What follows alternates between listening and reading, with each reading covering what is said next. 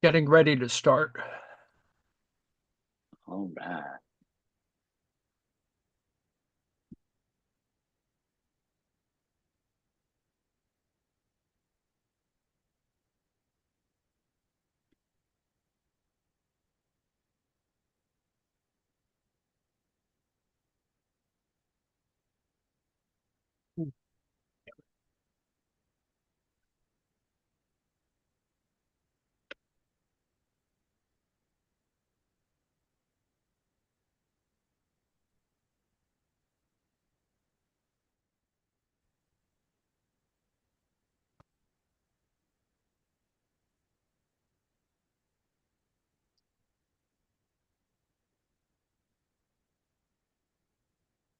Okay, folks, getting ready to begin.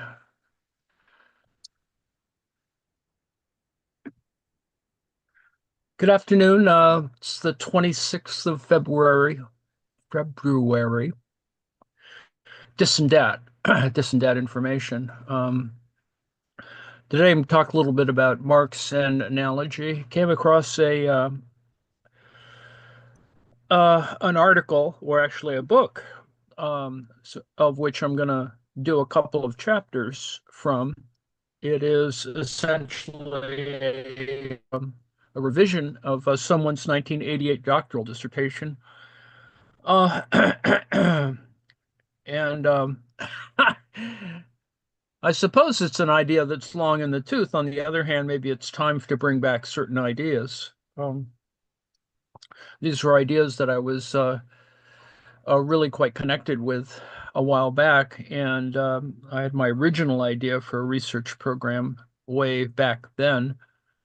But I didn't have time, and I so much wanted to have just a regular job so I could work on this stuff in the evening or in my spare time. Oh, but alas, it didn't really happen. Considering recent events, I added in a few notes here on revolutionary love, as they say. Uh, but I also came across this within the same context, actually. Sartre described human experience in terms of a mixing of coffee and cream, in the sense that once the coffee and cream are combined, they become a new entity in their own right and cannot be separated out. This analogy applies to individuals in society. Personal and social factors merge together and cannot then be distinguished. The two sets of factors, unique personal ones and contextual social ones, become two sides of the same coin, in the sense that they are both aspects of the same reality. Unfortunately, much of the theoretical work about the individual in society is conceived of the individual in society in terms not so much of coffee and cream, but rather of soup and bowl. That is, a common oversimplification of human existence is to see that the individual contained within society in the same way that soup is contained within a bowl, but the bowl does not become part of the soup and the soup does not shape the bowl. Now, I mean, we can get into a long topological sort of argument here or whatever. And it may be, in fact, that these analogies are poorly constructed logically, if not mathematically. So, in that spirit, I came across the 2021 book by Desmond McNeill.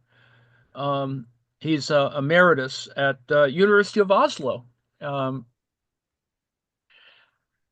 Fetishism and the Theory of Value, Reassessing Marx in the 21st Century. Needless to say, it's different than his 1988 dissertation because it's in the next century or whatever.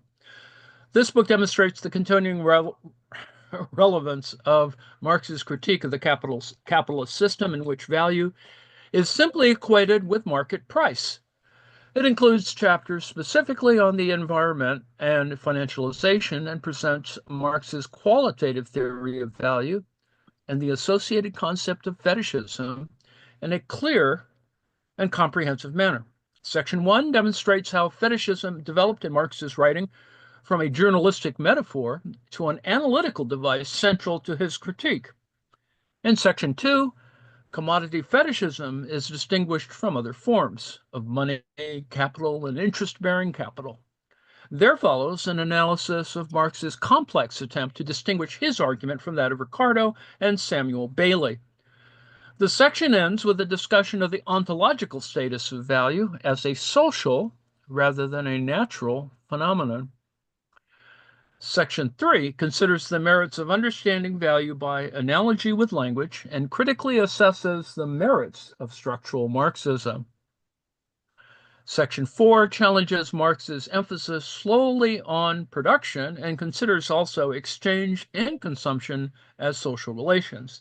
Section 5 critically assesses recent Marx-inspired literature related to the two key crises of our time, that is, finance and the environment, and identifies strong similarities between the key analytical questions that have been debated in each case. And the original dissertation was Desmond McNeill, Fetishism in the Form of Value, that he did at University of London. His undergraduate was at Cambridge. So you can sort of see where he's headed anyway. So, Chapter 8. What is value? Marx's use of analogy.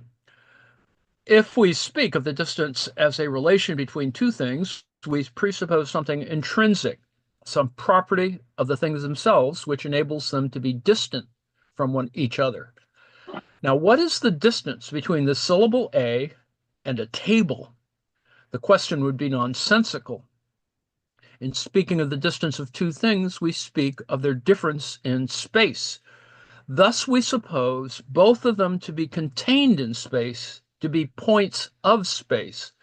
Thus, we equalize them as being both existences of space, and only after having them equalized subspecies spati, we distinguish them as different points of space. To belong to space is their unity. Now, you can see how David Harvey might find that kind of interesting, or perhaps not. Let me also say that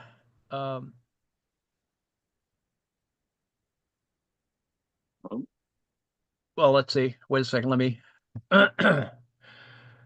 Things which can be compared as values are, in Marx's words, of like kind, homogeneous, of the same species. What is the nature of this common unity? Marx employs another variant of the space analogy, this time referring not to distance, but to area. The first time is in a footnote to the above quotation. And now this demonstrates, sort of Marx's amusement with certain, at least analytical ideas, much like his arithmetic. If I say that the area of a triangle A is equal to that of the parallelogram B, this means not only that the area of the triangle is expressed in the parallelogram and that of the parallelogram in the triangle, but it means that if the height of the triangle is equal to h and the base equal to b, then a equals h times b divided by 2, a property which belongs to it itself, just as it is a property of the parallelogram, that it is likewise equal to h times b divided by 2. As areas, the triangle and the parallelogram are here declared to be equal, to be equivalents. Although as a triangle and a parallelogram, they are different. In order to equate these different things with one another, each must represent the same common element, regardless of the other. He returns later to the same analogy, but uses it in a way which differs most importantly. For example, in order to compare a triangle with any of the other polygons, it is only necessary to transform this latter into triangles, to express them in triangles. But to do this, the triangle and the polygon are in fact supposed to be something identical, different figures of the same thing, space. The crucial distinction between these two passages is that in the first, Marx equates the two, unlike things, by virtue of their containing a common element, that is, area. In the second passage, he equates them by virtue of their both being figures of space. Although two things might be considered to share a common unity by virtue either of being of both being composed of the same elements or both being elements of the same whole, there's surely an important difference between these two types of unity. And this is of significance for an understanding of value. Thus, two things may share a common unity because they both contain labor, or because they both share part of some whole of social labor. Now, this distinction does not seem to be noted by Marx here. We know, of course, that a figure of space, or more accurately, two-dimensional space, must have an area. But area and space are surely very distinct concepts, and I would argue the latter is ontologically prior. The distinction with which we're concerned seems to be very similar to that which underlies Bailey's error, to which Marx draws attention in the passage which immediately follows. Having quoted the relevant passage from Bailey, Marx goes on, we have the fellow here. We find the values measured, expressed in the prices. We can therefore, asserts Bailey, content ourselves with not knowing what value is.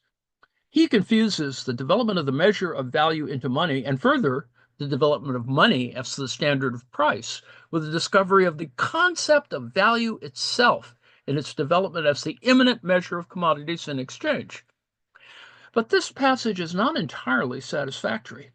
To refer to value as the immanent measure of commodities in exchange might be taken to imply that value is more akin to area than to space. Would it not be more accurate to observe that money is the measure of value, as area is the measure of space? Is value a measure of commodities in exchange, or some common quality by virtue of which they can be compared? Now, this, you know, it is by virtue of the common unity of both being in two-dimensional space that a triangle and a parallelogram are commensurable. But that which is measured in respect of each is their area. And the subnote here is these alternative types of common unity are less applicable, if at all, to the other analogies already discussed. Different substances contain oxygen, but they're not also part of a greater whole. Different things have weight. They're not thereby parts of a whole, but they are members of a system of mutually attracting things, somewhat akin to having a common unity. Okay, that's the note. Just as space allows area, so too does heat allow temperature and gravity allow weight. The former in each case is ontologically prior. Much confusion has arisen in the interpretation of Marx's labor theory of value by the failure to understand the critical ontological distinction ultimately expressed as the distinction, as we've discussed before, between labor and labor power. As Engels put it, it is not labor which has a value. It's an activity which creates value. It can do no more have any it can no more have any special value than gravity can have any special weight, heat any special temperature, electricity any special strength of current. It is not labor which is bought and sold as a commodity, but labor power.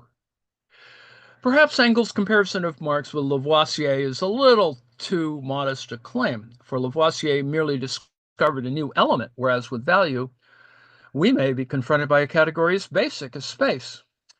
These ideas were, I suggest, not fully worked out at the time of writing theories of surplus value, which may account for some of the weaknesses noted above. Even in Capital, Marx sometimes seems to be inconsistent in his formulation. This is most notable in his discussion of Aristotle on value. See also chapter 12 of this book. Aristotle, therefore, himself tells us what barred the way to his further analysis.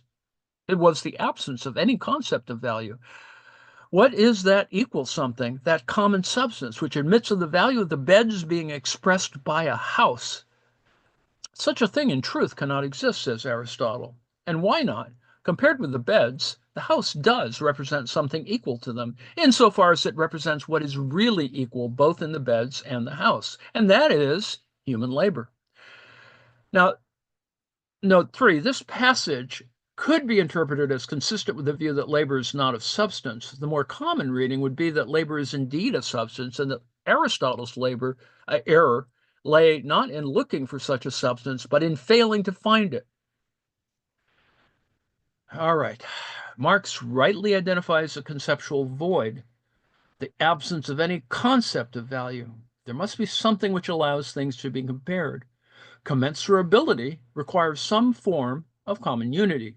But it is necessary to stop a moment and ask what sort of thing value has to be in order to fill this conceptual void. It need not, I suggest, be a common substance. Marx sometimes, but not always, appears to take the same view.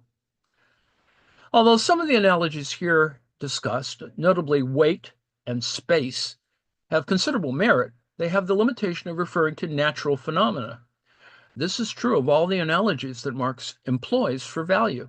Yet it is perfectly clear that value is a social phenomenon par excellence, as Marx was very much aware. Also, these physical analogies give no scope for investigating the process, the way in which value comes to be, and most important of all, for investigating the starting point itself. It is surely strange that Marx, on the one hand, stressed that value was not of a natural phenomenon, and that indeed many of the errors of his predecessors could be traced to their failure to recognize this, while on the other hand, he was apparently content to use analogies of entirely natural, asocial kind in order to try and understand or explain the concept. Marx was impressed by and well acquainted with the work of contemporary natural scientists, and he saw his own enterprise as scientific in a similar way. But the object of his analysis, value, was clearly not a natural phenomenon, and the discipline of economics had, in his view, been severely hampered by its asocial approach. This creates something of a paradox, and we talked about paradox yesterday, or day before yesterday. He uses religious metaphors such as fetishism, the Trinity. Note 4, here Rubin's discussion of the content and form of value is of interest. He asks, what is that form of value which as opposed to exchange value is included in the concept of value? His answer is as follows. We'll get back to the text in a second. I will mention only one of the clearest definitions of the form of value in the first edition of Capital. The social form of commodities and the form of value or form of exchangeability are thus one and the same. As we can see, the form of value is called a form of exchangeability or a social form of the product of labor, which resides in the fact that it can be exchanged for any other commodity. If this exchangeability is determined by the quantity of labor necessary for the production of the given commodity. This last sentence of Rubin's unfortunately fails to clarify, in fact, even evades the issue of the quantitative and qualitative relation between labor and value. So that's an interesting side note. So let's go back up to here. This creates something of a paradox. He uses religious metaphors such as fetishism, the Trinity formula, to refer to some of the phenomena which he critically analyzed. But as he discovered, such phenomena cannot be readily be dismissed. Commodities enjoy a rather more privileged ontological status than the ancient Moloch. In this sense, neither of the two types of analogy, the material or the religious, was adequate to his purpose. An analogy of a very different sort was available to him, namely that of language. Marx more than once referred to language as the epitome of the social. For to stamp an object of utility as a value is just as much a social product as language. Language as the product of an individual is an impossibility, but the same holds for property. This is this idea that you always need some sort of collectivity, some social set of relations in order to have language. Language is not private in that same sense, and in that sense it overlaps with Wittgenstein talking about private language and blah, blah, blah, blah. Yet, he did not see fit to use language as an analogy. One passage in his writing indicates that he considered but rejected such an idea. But the grounds for this rejection are inadequate. This, I shall argue, in Chapter 10, whose purpose is precisely to examine the parallels between value and meaning. Before doing so, I must take account of the work of other Marxian commentators in this field, and so he goes on and on. Skip to number 10, which is commodity as sign. Now, this is going to verge into things that are more about the 70s, I suppose, structuralism of one kind or another makes people's eyes glaze over, but we're going to pursue this. And yes, we could say that the dissertation that he started with was important because it sort of fit the kind of post-structural interest in structuralism or post-structuralism, blah blah blah blah. And the point of reproducing it in 2021 is attractive to only people like me who like the kind of anachronistic sort of view of it and without all of the other baggage that sort of comes with it. But in fact, revisiting it allows us to move to other kinds of analysis, which I think he gets to in his last chapters. Okay. My purpose in this chapter is to make good the claim that structuralism has something to offer for understanding Marx's economics, and especially his qualitative theory of value. An appropriate starting point is another critique of the baneful influence of structuralism by Perry Anderson. That's why I had Perry Anderson before. This is the contrast that you have to make. Not only is Perry Anderson, promoting a certain set of notions within the context of Western Marxism, as opposed to orthodox Stalinism or whatever, or something else, orthodoxy, but also Perry Anderson's approach is a anti-structural kind of analysis as well, because there is that fissure, particularly in the English context, between, well, you could say it's between Althusser and E.P. Thompson, which is where kind of the the split sort of occurs. Well, maybe. This will lead, once again, to a reconsideration of the work of its founder, Ferdinand de Saussure.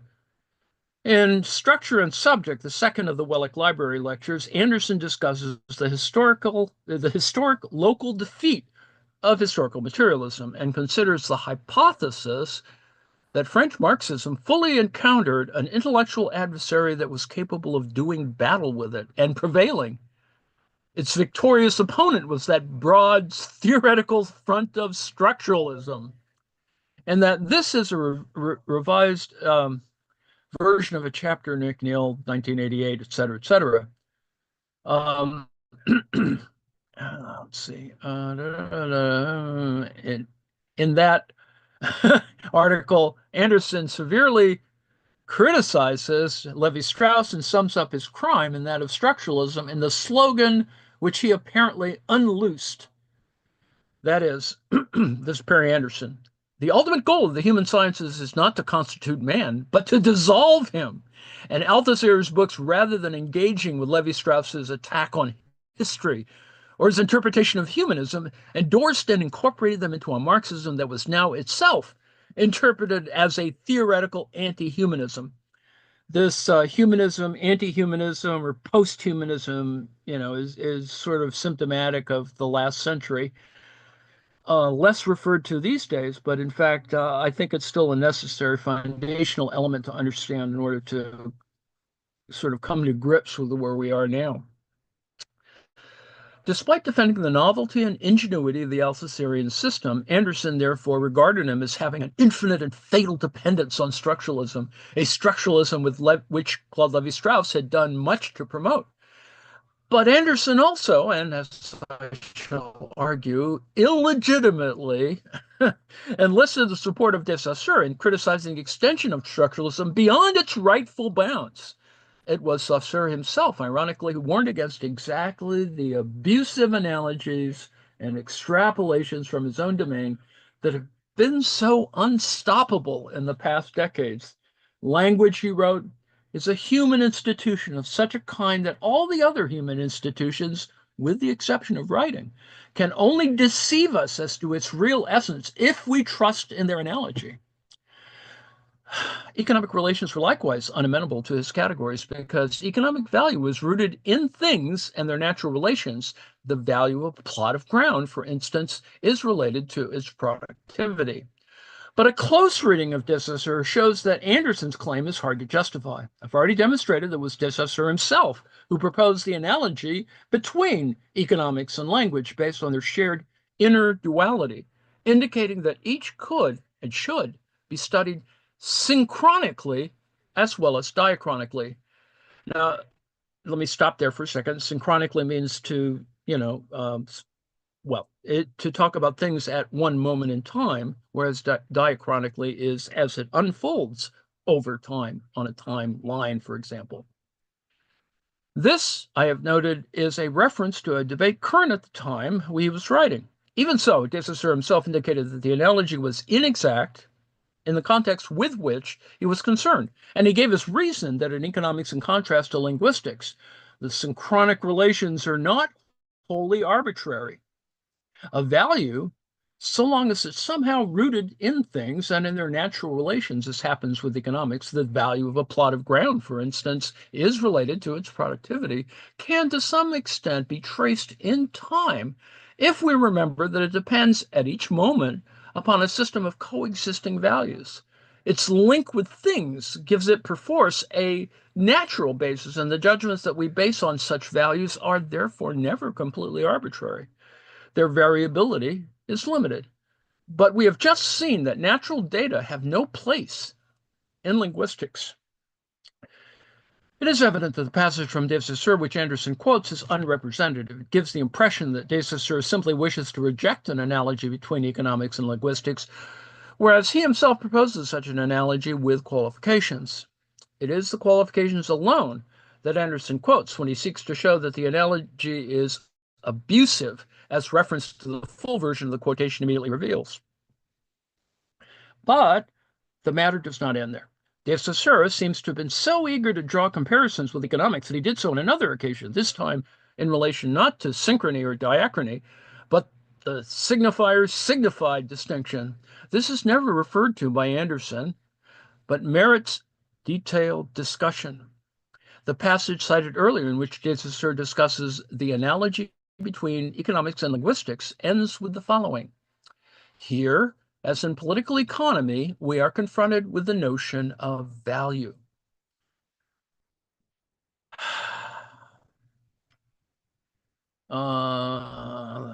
Let's see. These are the two bottom notes, and the second, yes, okay. It should be made clear that de Saussure uses the word value in its linguistic sense, regarding this as its primary meaning, one which has a proximate counterpart in the political economy. Above this are two notes, two footnotes. Language is a system of pure values whose functioning involves two elements, ideas and sounds.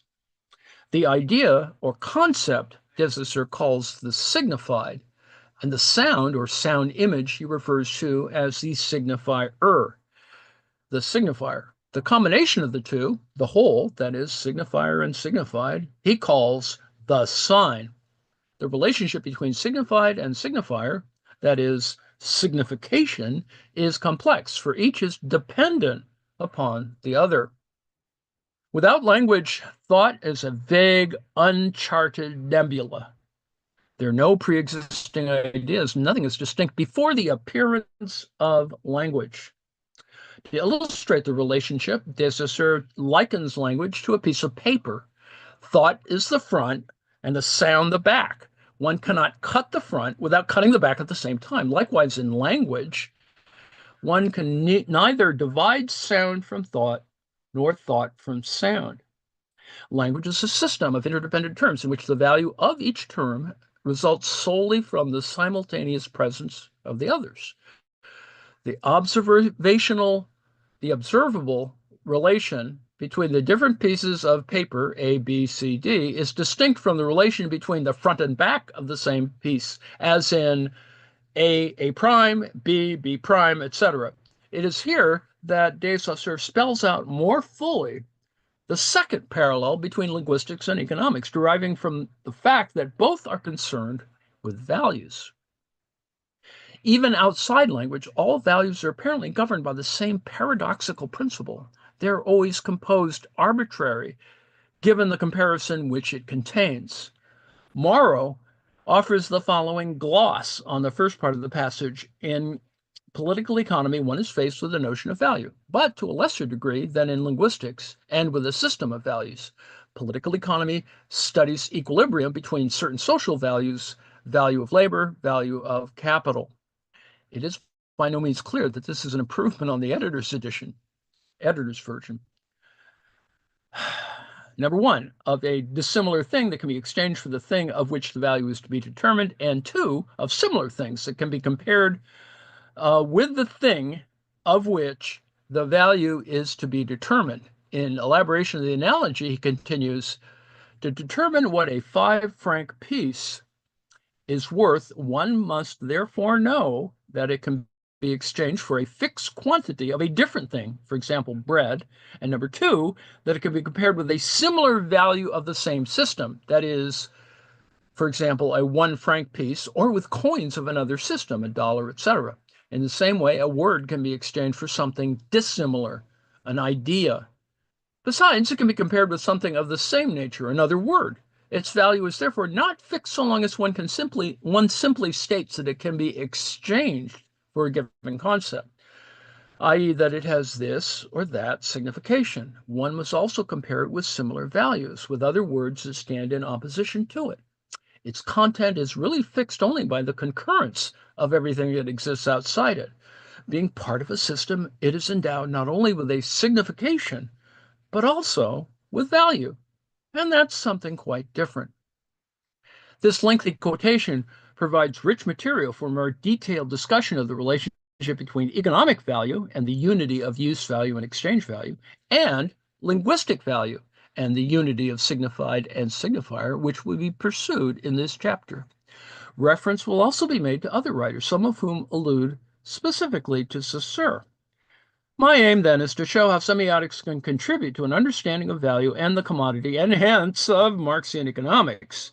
By contrast with much of the work of Althusser and his followers, my concern is therefore with the inner logic of the capitalist system. Footnote 3. I am not qualified to engage in debate about the distinction between semiotics and structuralism, but it does appear that the former, semiotics, more accurately describes my concern, and it has the added advantage of distinguishing my position from that of structural Marxism. Let me just note that in the history of these things, structuralism developed sort of independently of semiotics, although they overlap ultimately, but they are kind of parallel developments. One is more broadly cultural than the other, or one is more concerned about external logic as opposed to internal logic, or there's the logics of a different kind. Anyway, 3, as indicated in the previous chapter, I believe that structuralism has less to contribute to an understanding of history, and that Althusser's difficulties arose largely from trying to apply his ideas to the doctrine of historical materialism, and I actually agree with that. It may be helpful to begin with a definition. Semiotics, according to one of its leading proponents, Umberto Eco, is concerned with everything that can be taken as significantly substituting for something else. And the sign, one of the central concepts of semiotics, is similarly defined by Eco as everything that, on the grounds of a previously established social convention, can be taken as something standing for something else. I shall argue that the commodity satisfies this definition, and that it is enlightening to regard it as a sign with all that it implies. Eco puts forward the view that all cultural processes may be viewed as processes of communication, which are made possible by the existence of a code, a system of signification, insofar as it couples present entities with absent units. He supports this proposition with a long list of areas of research in semiotics, of which the study of systems of objects is of particular interest. He begins by considering 3 elementary cultural phenomena, apart from language, which do not appear to be communicative.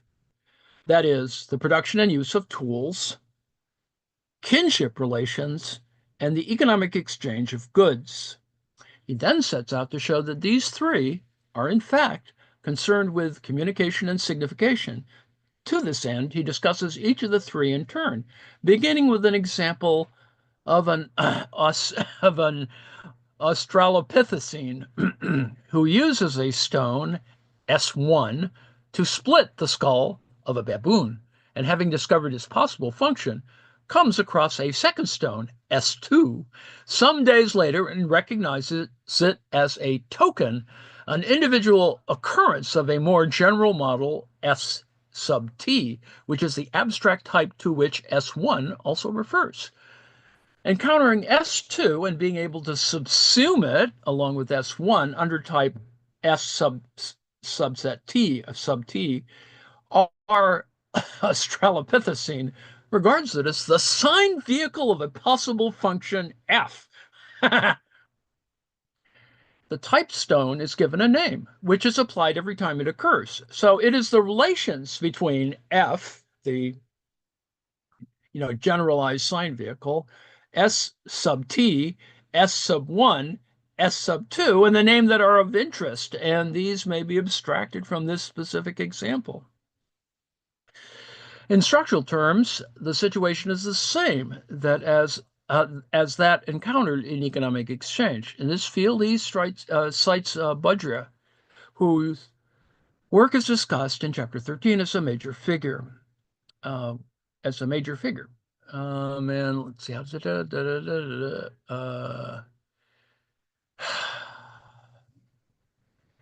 which can be analyzed.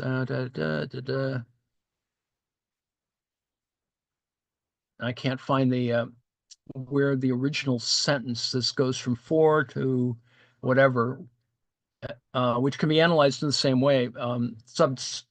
Note footnote 5. As Aiko points out, Marx showed how all commodities can become signs standing for other commodities. Thus, a commodity system is very similar to a language. For this relation of mutual significance is made possible because the commodity system is structured by means of oppositions, similar to those which linguistics has elaborated in order to describe, for example, the structure of phonological systems. In linguistics, as de Saussure says, value comes from the reciprocal situation of the pieces of the language. Similarly, in a commodity system, there's a complex reciprocal situation obtaining between commodities by virtue of the social context within which they are set, a context in which values are like meanings. Another famous structuralist, Roland Barthes, also draws attention to this analogy, which de Saussure himself first made, and discusses the similarity between value in linguistics and value in economics, and de Saussure's example of the 5-franc coin. Barthes focuses particularly on the act of signification, that is, the binding together of signifier and signified, an act whose product is the sign. It is this act in the context of Marxian economics which is of particular interest, for it is the starting point of the whole process, that which sets off the dialectic which begins with the commodity and develops through money and capital, as Marx describes, to the full complexity of the capitalist system. Now, this draws attention back to Aiko's example, where the significant step in his first story, that of the Australopithecine, is surely the establishment of a connection between S1 and S2, stone 1 and stone 2, which simultaneously links stone 1 and ST, S sub T. This step, which might justifiably be called a primal act of classification, is directly analogous to the starting point of Marx's analysis in the first chapter of Capital, Volume 1. It should be noted that the analogy between language and economics discussed here is drawn not by economists, but by representatives of other disciplines. It has been a one-way street, traffic. Economists have, of course, often said that money is a sign, or at least a symbol, but their subsequent work has not carried them down the road of semiotics to consider the full implications of such an apparently simple statement. This is perhaps not surprising in the case of neoclassical economists who have little interest in treating economics as a social science. But Marxist economists might have been expected to pursue the matter rather further. Perhaps no one has come nearer than Adam Schaff from Poland, a Marxist expert on linguistics, who has also written widely on Marxist philosophy. I turn now to his contribution, but note that he too draws the analogy in the same direction. He does not start from a problem in Marxian economics and find enlightenment in the study of language, but rather considers in his study of language a possible parallel with Marx's work. Schaff's work is of interest for a number of reasons. First, it provides information about some Marxist contributions to the development of linguistics, or rather their lack of contribution, for, as he puts it, Marxist philosophical studies on language, and in particular on meaning and the theory of signs, are very scanty. Indeed, they are. Hence, I have to admit that the problem is controversial and to present my own view as one of the possible solutions. Secondly, Schaff has some interesting points to make about Marx's own views on the philosophical aspect of the communication process, referring, for example, to Marx's remarks in the German ideology about how consciousness and speech distinguish man from animals. As one might expect, he lays great stress on the crucial role of the social in Marx's work. Thus, let's see, this is the subnote 8. Thus, in criticizing Feuerbach's naturalistic tendencies, Marx objected that he had assumed an abstract, isolated human individual and drew attention to the fact that the abstract individual whom he analyzes belongs in reality to a particular form of society. This is a criticism of all Robinson Crusoe concepts in the social sciences. That this meaning that you can have a kind of isolated society where you can build the division of labor, et cetera, et cetera. Asserting that consciousness and subsequently speech as well are products of labor, products of social life, Schaff conforms to Marx's attribution of primacy to labor. But his argument lacks conviction. Human labor is based on cooperation, which is going to be our next chapter in our reading of the 2024 Karl Marx Capital Volume 1. Which is impossible without thinking in terms of ideas and without communication. This is rather weak glue with which to unite labor, thought, and language, for labor seems a superfluous addition, justified only by the demands of Marxist orthodoxy. Schaff is more interested in his discussion of linguistics and its analogy with economics. Indeed, he draws precisely the same analogy between meaning and value, which I've been seeking to establish. Here again, the analogy is drawn from economics to linguistics, while my aim is to develop the analogy in the other direction.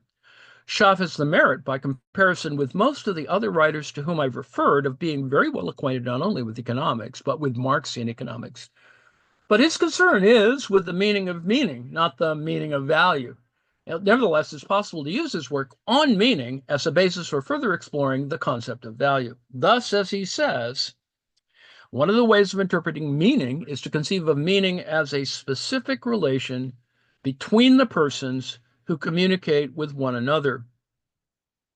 This is that third term. Remember, you in a communicational dyad, that is subject and object, or subject one and subject two, something is being communicated. There's a third thing it is the relation or the relationship. It is within this conception that I intend to expand the Marxist standpoint on the issue under discussion. The analogy is relevant not only to the Marxian concept of value. Schaff offers a long and interesting list of possible interpretations of meaning. Among them is that meaning is a relation between the sign and human action, so that the meaning of a term is found by observing what a man does with it, not by what he says about it. Psychological categories are here replaced by categories of objective behavior, the action of human organism, and in this way we acquire objective data which enable us to define meanings and differentiate between them, data which can be observed intersubjectively. There are parallels here with the replacement of utility theory in neoclassical economics by revealed preference. He elaborates further by saying that meaning is a definite social relation and notes that material objects or events become signs only when they enter into definite, intricate relations with men who use them as signs. with the reality to which they are somehow referred, whether names, pictures, etc., within the system of signs, that is, language, within which they function. It is only in such a context that an object or event becomes a sign, or in other words, has a meaning. It is always a certain system of social relations which is involved.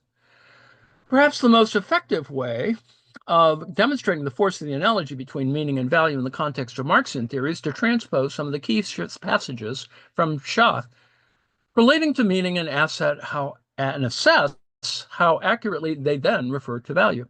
The following brief list seems to confirm the validity of the enterprise. In each case, the word in brackets conforms to Schaff's own wording. Okay, you may not be able to follow this as quite as closely. Only what we call value, that is meaning, turns material objects into commodities or signs. Value, that is meaning, is a definite relation between men who exchange, that is, communicate with one another.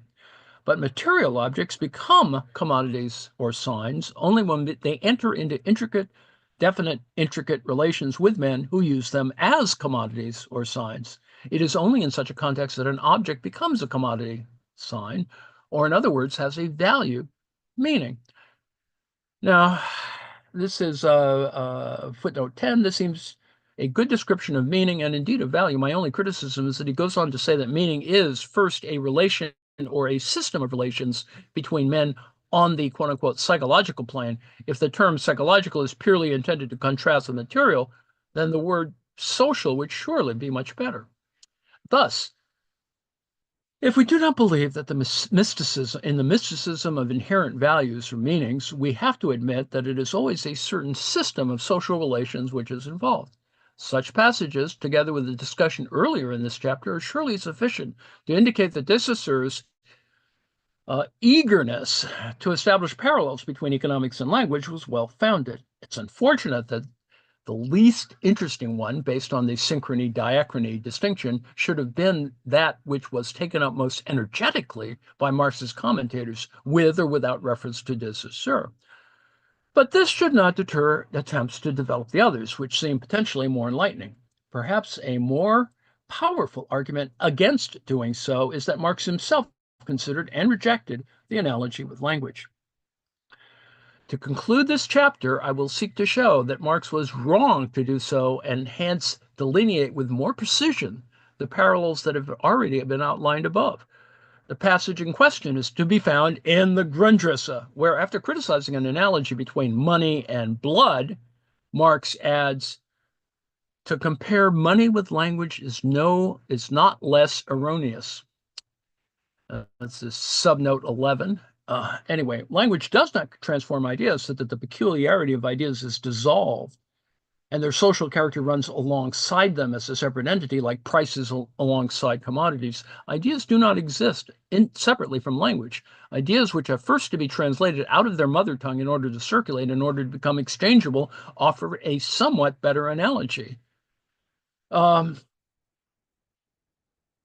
the phrasing of this passage, it might seem that the comparison is one which has been proposed by someone else, but there's no reference to another work. Let's see. According to Lepsky, Marx and Engels did not have much to say about language, and I have found only a few relevant references in Marx's writings. One relevant quote is production by a solitary individual outside society is just as preposterous as the development of speech without individuals who live together and talk to one another. There is one other interesting reference in Marx's critique of Bailey, but it's not exactly about language. It is impossible to designate or express the value of a commodity except by a quantity of some other commodity. It is impossible as it is to designate or express a thought except by a quantity of syllables. Hence, Bailey concludes that a thought is syllables. Anyway, back to the text. But the analogy then lies not in language, but the foreignness of language. This appears to be a clear rejection of my argument. I suggest, however, that it's incorrect. This is partly because Marx does not accurately spell out the analogy. It is indeed only a passing comment written in parentheses. And this is partly because linguistics in his time was not greatly developed. De Saussure comes decades afterwards, so that he could hardly have been expected to appreciate the potential of the analogy. To support my argument, I will consider each sentence in turn. That is, language does not transform ideas so that the peculiarity of ideas is dissolved.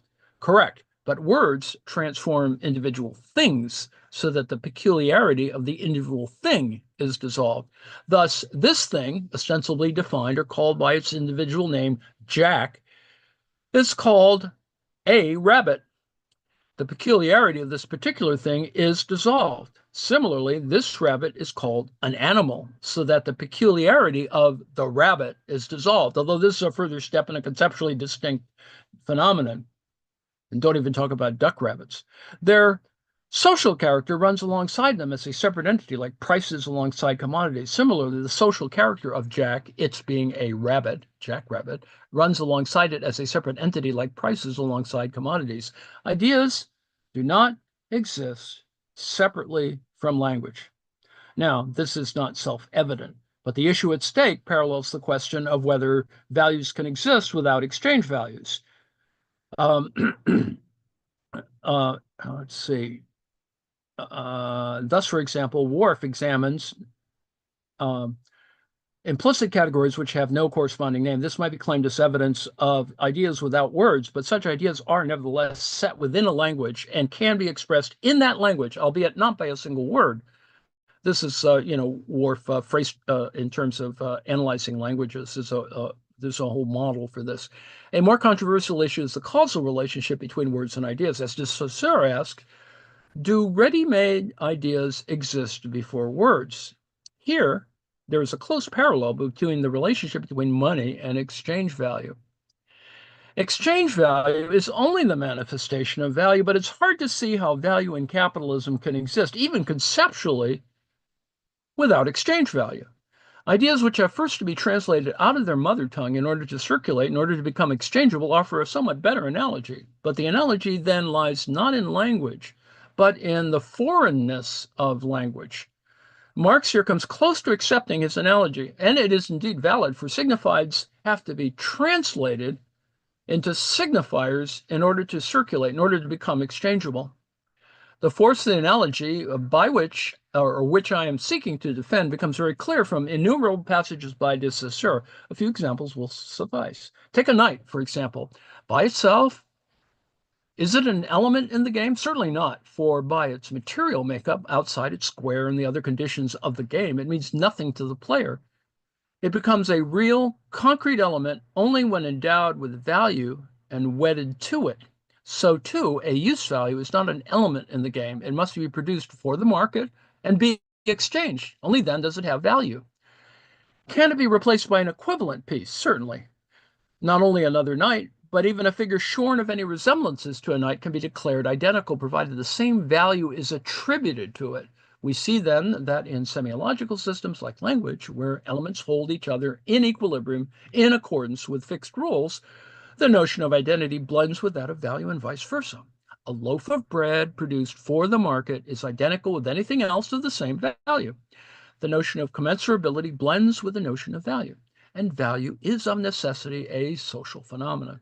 The community is necessary if values that owe their existence solely to usage and general acceptance are to be set up by himself. The individual is incapable of fixing a single value. Let's see. This is just going to go on and on and on. I had hoped, well, yeah, actually, we're close to the end. Oh, now, where was I?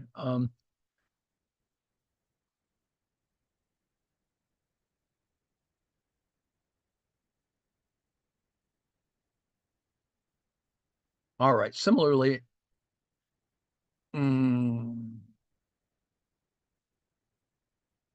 perhaps it would be more effective, rather than simply proliferating examples of the similarity between language and economics, to specify with more rigor the structural equivalences by reference to Marx's terminology and his attempts, especially in the first chapter of volume 1 of Capital, to come to grips with the concept of value. The key to the problem is that value, in economics as in linguistics, is two inseparable dimensions. It consists of two relations in combination.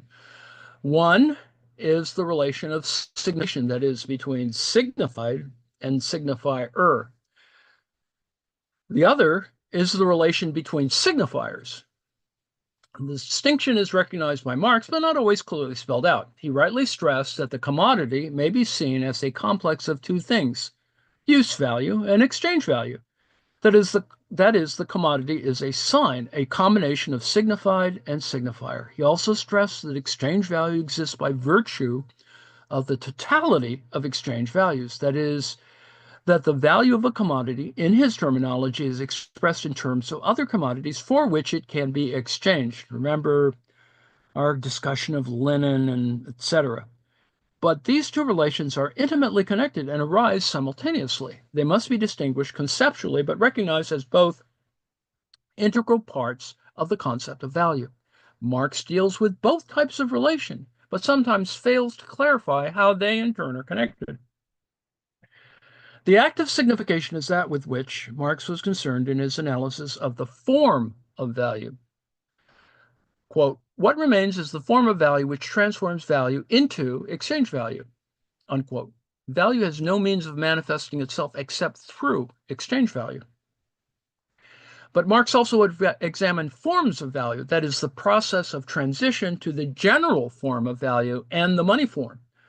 The exchange value of a commodity finds expression in its relation to all other commodities. There are other commodities of equal value for which it can be exchanged. And with money, exchange value can be expressed not in terms of other commodities, but in terms now of prices.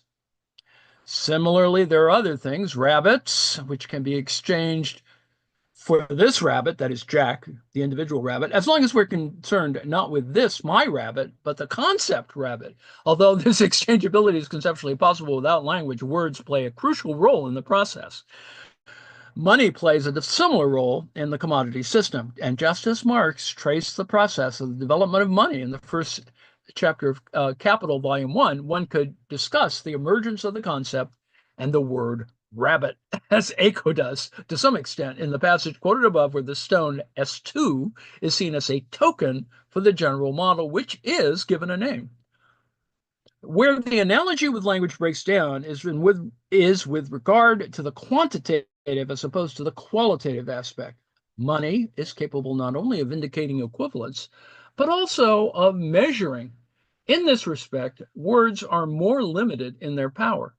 In language, an uncharted nebula is transformed into a structured whole.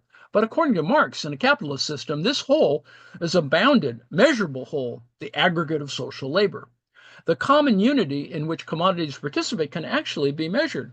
This is where the analogy ceases, for there's no equivalent in language of this quantitative aspect.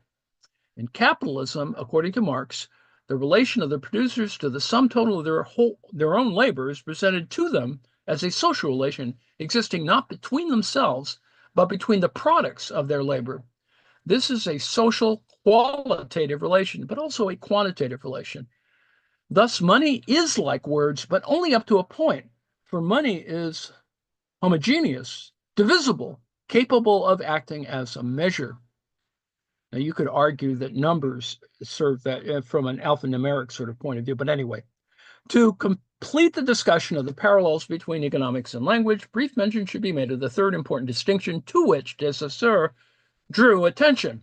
The sign, as the unity of the signifier and the signified, parallels the commodity as the unity of use value and exchange value, as I hope is already apparent.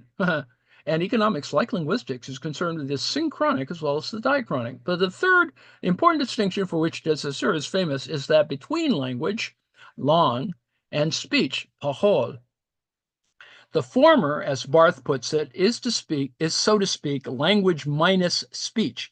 It is at the same time a social institution and a system of values. As a social institution, it is part of the social part of language. The individual cannot by himself either create or modify this. Moreover, this social product is autonomous, like a game with its own rules. Footnote 13, this is a passage from Marx's discussion of the fetishism of commodities. It is evident that the concept of fetishism also has parallels in language, as Schaff has also pointed out, and these might be also interesting to develop. We're close to the end. The same distinction is sometimes described as that between the message and the code. The message can only be sent by virtue of the existence of the code. Yet the code cannot be changed by a single individual. And indeed, a single individual may be largely ignorant of the code, just as a speaker may communicate without being fully aware of how and why the language works. It's like telling a joke. This long parole distinction uh, long parole is the easy way to define this as there's a French language, and then there is the language that you actually converse with in the streets of Paris or Marseille or whatever. And often or not, that's French, but it might not actually be. So there's a clear distinction between French, the big language thing, and the actual French you try to speak. And we note that with the difference among regional types of French, blah, blah, blah, Quebecois, etc. This long parole distinction is briefly discussed by another Marxist philosopher, Mepham, who also draws a parallel with Marx's work. So each item is intelligible only by virtue of its relations with another actual or possible items, even though we're not explicitly conscious of these networks of relationships as we speak or hear a language. Another example of this that has proved to have important theoretical as well as practical consequences is discussed by Marx in Capital, namely the system of signs that constitutes the value system in a society practicing generalized commodity production. He explains that the system of relations between exchangeable objects is itself constituted within the system of relationships called wage labor, which is a series of social relationships between men, and it is only because this system is generalized as possible for there to be a commodity production, or the system of values within which consumption and exchange take place. This final sentence is of especial significance, for it demonstrates precisely the importance of the long parole distinction and its relevance to Marx's analysis of the capitalist system. No awareness of these structural relationships need be involved in any particular act of buying or selling, even though they're determining conditions of it. The limited knowledge and power of those who speak a language is precisely mirrored by the limited knowledge and power of those who participate in the capitalist system. To conclude this section of the book, it is fair to say that the analogy between economics and language extends remarkably far, and this is precisely because economics is not simply concerned with material things, but with social phenomena. Words are a wholly social construct. They exist by virtue of meaning, but they also allow meaning to be expressed. Commodities are social things, material things set in a specific social context, and in their developed form, as money, the link with material things becomes tenuous. Commodities and money exist by virtue of value. They also allow value to be expressed. Value in economics must be understood as a social phenomenon. That's why metaphors based on the material world are necessarily limiting. Marx does make use of non-material metaphors, notably religious ones, for example, fetishism itself, and less importantly, the Trinity formula, that is, land, labor, and capital. But these are used more to describe than to understand. He does not use them for elucidating the concept of value. The rabbits/animals analogy discussed in chapter 6 might be claimed as an exception to this generalization, but he cut this out in the revised second edition of Capital Volume 1. This is the one we're looking at now, the 2024 Princeton edition. My claim in this section is that non-material analogies, and most specifically in the analogy with language, are capable of greatly enhancing our appreciation of the extremely complex concept of value. Okay, got to the end. Let's see if there are any questions, comments, brickbats. Also, in the name of efficiency, Trump needed an English translator because he doesn't understand the Indian accent. Yeah, that's for damn sure. But then again, often it has its own kind of pragmatics. Indians speak perhaps a little faster and with less differentiation in tone, and that can be problematic in terms of English. And of course, it does refer to the difference between, Hindi, et cetera, other um, indigenous or vernacular languages, and the lingua franca, the colonial language of British English. Anyway, uh, parsnips. Um, All over the place. Well, maybe. Uh, oh my God. Yes, philosophy could be killed off. Anyway, okay. So I've covered comments. Um, I yes, I was wondering if so you saw the Putin Trump yes, image, right? I was yes. wondering if you could use it to give us a demo of semiotics. I don't know if that's such a good example, but No? Okay. I have a similar example actually of well, this one is just as good. We can try this. Let's go back and uh, share that. Let's see if we can actually share that. Oh boy. Come on. What have I done? You may not have. This may something be something you don't necessarily. Oh, come on. It should show itself. Come on. There. There we go. And then we'll go to share. Close that. Oh, come on. Yeah, there we go. All right. So it's a clearly there's a context here, right? However weird it is, of course, garish, baroque.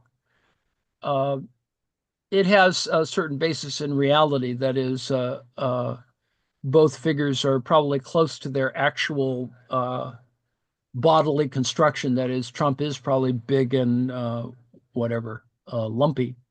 And then, of course, shoes are part of this is the more literal as opposed to the figurative idea of fetishism.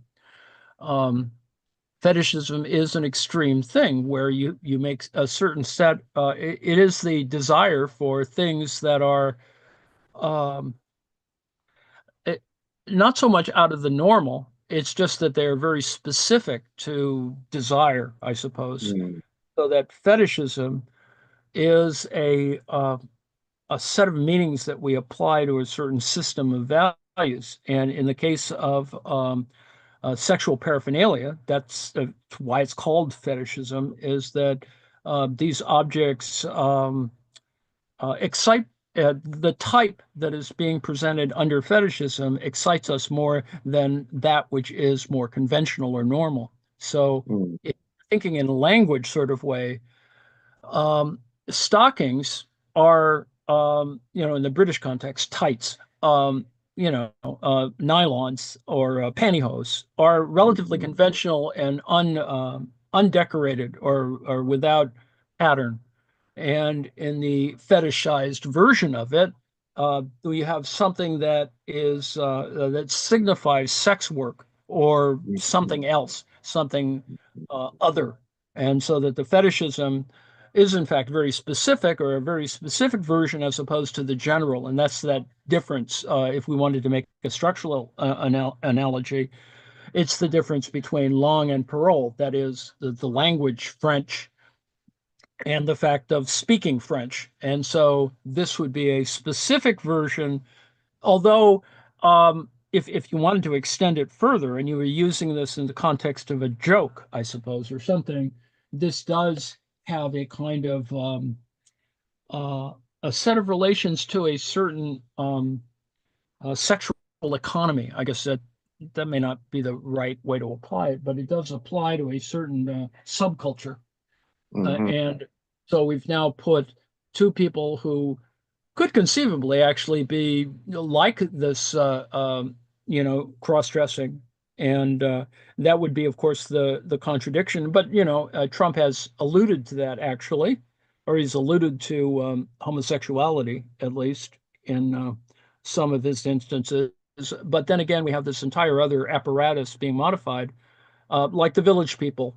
That the village people have been somehow, even though each character in the village people is a fetishized stereotype or sign of gayness or a parodic version of gayness in the context of stage shows or camp, somehow Trump has uh, sanitized or retconned the whole history of it, which is more glaring in its contradictions, which I hope will continue. I mean, I actually do. I'm glad that he reveals his own kind of disjuncture with reality, his whole detachment. I mean, if he were smart, he would pick something um, more current, but he is clearly like decades behind. And Mm, yet, and yet, for some perverse, and this is also a fetishized reason, perhaps because he uh, he satires uh, old people, is that's why Gen Z may be actually fascinated with him because he is so backward that it's a way of, by proxy, you can laugh at your grandparents by mm. laughing at Trump. Okay, how's that? That's great. But Anna's right. Now I really am gonna dream about it. um, But I'm glad you did that Village People commentary because yeah, I've thought that of all the things, the image oriented things of this whole epoch dealing with Trump is like that's one of the most fascinating, sort of perplexing ones. well, there's an analysis. This is why Frankfurt School critical theory is useful because all of our examinations of Trump are about, or of Republicans is incredibly repressed, right? It's all kind of there, that Mhm. they're afraid of pedophiles, but in fact, the people who get arrested are generally conservative Republican types, right? Pastors and blah blah blah blah. Mm. So, and similarly with Trump and his weird projections of one kind or another, and that's kind of, without getting into the deeper politics of it, um, they're repressing sexual minorities, whatever you want to, however you want to frame that are a very small fragment of the population, and yet trying to make generalized policies which function as well, moral rules, right? Or religious rules that, they express a certain weird, you know, backward, a kind of Puritanism, right? Yeah, I mean, yeah. the radical version, of course, or not the radical version, the very specific cultural version, of course, is like the Amish, right? Who are anti-modern, but aren't really. I mean, they're anti-modern up to a point, but the reality is they still manage to survive. They haven't completely gone, whatever.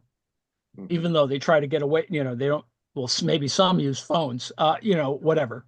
Um, but it's no different. Conservatives are just like that. They're more consistent in that sense. They're disciplined in that sense, or repressed, if you want to take it further. And hence, with respect to Fox News and everything else, they're easy to manipulate. And I shouldn't say all that on the live stream, but I think I have. Mhm. Mhm. Oh, yes. This analogy made me think, between language and uh, money, Mhm. made me think of computer languages as a, example of a language. And I was like, okay, so how did the analogy work there? In terms of computer language, I don't know. I mean, I think there's a way to do that. It's just, They're like natural languages. They just express maybe a more limited well, meaning, semantics. that is the problem of artificial intelligence or machine learning. Um, that the interface or the difference between natural language and natural language reproduced by computers, right? Yeah, yeah, Ultimately, that's the difference. And I in Discord, I occasionally put up an example of how AI screws up the understanding of it. It is the reason why I use it to see where it makes errors, yeah, because yeah. that's more relevant. But the fact is, I mean, I sort of don't mind it. I mean, I sort of like the idea that it kind of when I ask a question in Gemini, compare this and that, and then it does a thing on it, and then it always begins with a, well, that's a good question, and then it always ends with, um, they're not always comparable, but this is a way in which we talk. It always has this interesting framing kind of model that that's very Disclaimer. conversational. Well, it's very conversational, yeah, and also as a disclaimer, this doesn't apply all the time, but and it does it in a kind of natural language, right? Yeah. Yeah, you Yeah. shouldn't go applying this to everything. It always has this kind of little piece of advice at the end, which I find amusing. Um, Yeah. Well, that makes me think of AI as kind of, maybe more of a bridge or a step along the bridge between computer languages and natural languages. Well, I think of it as a framing operation where it mediates. It gives you this sort of comfort, uh, which is a false comfort because what it does is it's drawing from this huge database and plugging things in and out. And frankly, it does it fairly well. It doesn't do it well all the time, and Yeah. at moments, if you know enough, you can see where it's screwing up. Um, at The some moment. database is corrupted or they don't have the complete data set, or it's like Well, and obfuscated. they are kind of different semantic universes. Like, for example, when I ask it a Marxist question, it automatically flips into a way of explaining the argument and always reducing it to a certain model, like it's always the labor theory of value. And I'm going, well, no, that doesn't necessarily. In fact, the question I'm asking you, stupid AI, is precisely on this issue. But you know, Well, yeah, your and that's mileage may probably vary. where, somebody who's making AI is going to steer it the most with like heuristics like that. Yep, yep, that's pretty much it. Wow. Okay.